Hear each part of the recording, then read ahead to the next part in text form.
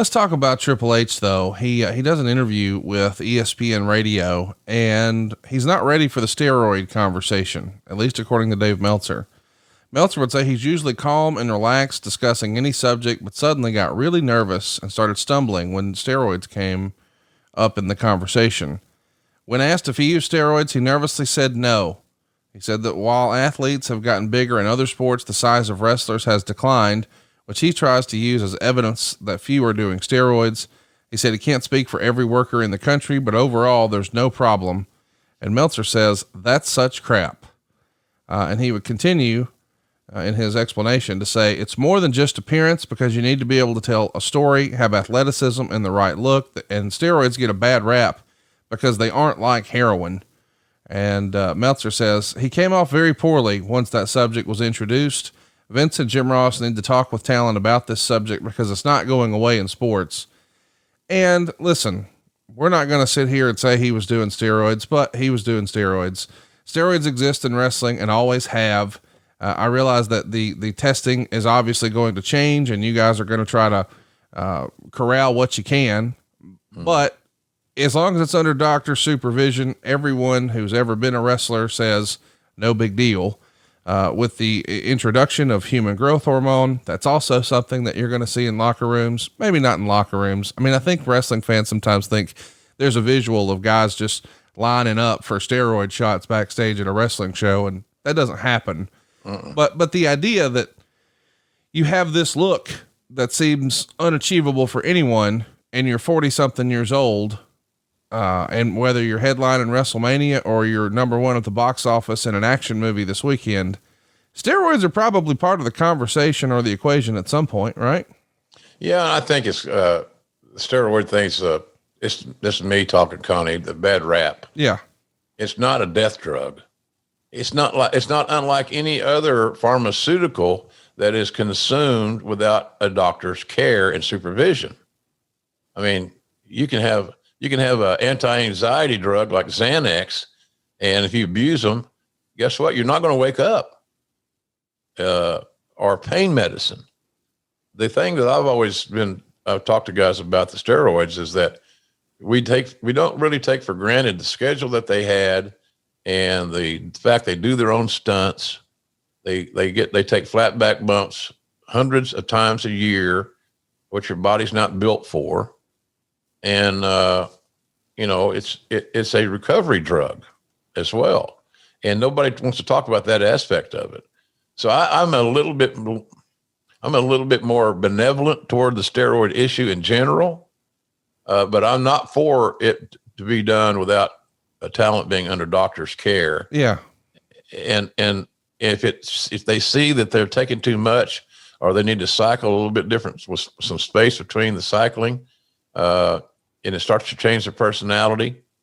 And I've seen that a lot where guys have I don't want to say roid rage, because rage indicates people are just going crazy and throwing chairs and, walking up and hitting somebody for no reason. That didn't happen. That's a little overstated. But I think that under doctor's care, it's got a place. But a lot of guys, because they wanted to save money, they didn't want to go through a doctor. Some doctors wouldn't go for it. Some doctors had an more open mind, like I'm discussing here now. So I'm not advocating it for anybody but if you're going to do it, you should do it with, under doctor's care without question. Whatever you're going to do, you should do under doctor's care. Yeah. Let's also talk about, the marketing surrounding WrestleMania here. The company is touting they've spent $5 million to advertise WrestleMania 20. And Meltzer would say, or Wade Keller would say, really, they're doing nothing more than fulfilling part of its contractual obligation to AOL Time Warner. This is something that doesn't get talked about a lot, but as part of the WCW sale agreement, the company agreed to spend $20 million in advertising with Time Warner over a 5-year period. And a source told the Torch that the WWE was not obligated to spend $4 million per year, but it does have to spend $20 million over the course of the 5 years. So how they want to do it is up to them. But I think when people talk about the sale of WCW and then it went for $2 million or whatever it is, they conveniently forget all the other advertising that was included as a part of that purchase, right? Mm-hmm. Yeah. A lot of people just didn't know the details. Right. the story was, and the simpleness way of looking at it is that we paid $2 million for the whole kit and caboodle. And essentially we secured the library. That's what other assets were there to buy, because I had to negotiate with the talents. You couldn't match everybody's contract. Right. I mean, wasn't feasible. So, but I thought that was a creative way to make the purchase. I thought that was pretty cool. Meltzer would say, while the indoor setting of Madison Square Garden drew a crowd announced at more than 20,000, which he thought sounded exaggerated. Of course he did. It may end up being the most lucrative wrestling show in history. The show grossed in excess of 2.4 million, which we discussed. That's the third largest live gate for a U.S. pro wrestling event, but it's 6th overall in company history as we ran down. But this is also a time where we've got an increase in the pay-per-view buy. You're going from $39.95 to $49.95. And as we said, it drew just a ton of buys. Talk to me about the pricing strategy there. Do you guys have somebody go do a study about what the market will bear? Or does Vince or somebody in accounting just take a stab and say, let's just try it? I don't think there's any stabs taken. I think there was research done on what the market would bear and what other major pay-per-view boxing events and things of that nature were able to command. You price it to where you think the market will tolerate without holding everybody up. $10 increase is important, but there was always a lot of communal pay-per-view watching. I know folks listening or watching us today can call back on a time where they had their buddies over and they shared the price of the pay-per-view, and had 6 or 8 guys there, and they would eat and drink and laugh and gamble or whatever, on the outcome. So I think that there was research done, no doubt. The marketing people did tons of research on what the market would bear, and the conclusion was we can do $49.95, and it should feel pretty safe that price tag is not going to run off the normal wrestling fan. And based on the numbers, it didn't. Hey, it's Conrad Thompson here to tell you a little more about what adfreeshows.com is all about.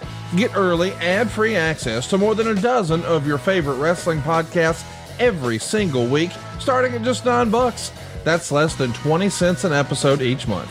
And yes, you can listen to them all directly through Apple Podcasts or your regular podcast apps. How easy is that?